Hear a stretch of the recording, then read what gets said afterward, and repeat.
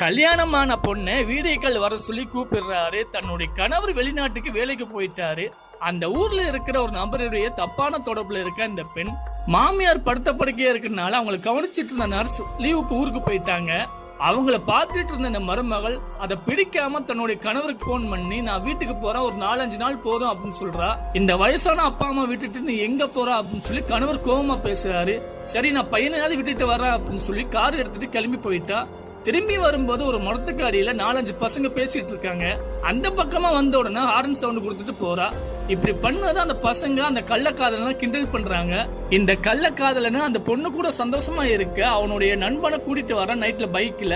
அப்புறமா அந்த வீட்டுக்குள்ள போயிட்டு இவ்வளவு நாள் ஆச்சு உன்னை பார்த்து அப்படின்னு சொல்லி காலை பிடிக்கிறாரு. எல்லா விஷயத்தையும் முடிச்சிட்டு சிகரெட்டை பட்ட வைக்கிறாரு. இந்த பொண்ணு அந்த பாயில வர பார்த்து, நான் நரக வேதனையில இருக்கேன், என்னை காப்பாத்து, நல்லா சாப்பிட்டு ரொம்ப நாள் ஆச்சு அப்படின்னு சொல்றா. நீ என் கூட மட்டும் இரு, எனக்கு சப்போர்ட் பண்ணா மட்டும் போதும், நான் எல்லா வேலையும் நான் பாத்துக்கிறேன் அப்படின்னு சொல்றா. பார்த்தா அந்த மாமியாரை கொலை பண்ண பிளான் பண்றா. அந்த ரூம்குள்ள போன உடனே அந்த மாமியார் நல்லா தூங்கிட்டு இருக்காங்க. அவங்க கையை பிடிச்ச சத தனியா வந்துரு அப்படின்னு சொல்லி அந்த லவர் கிட்ட சொல்றா. அந்த மாமியார்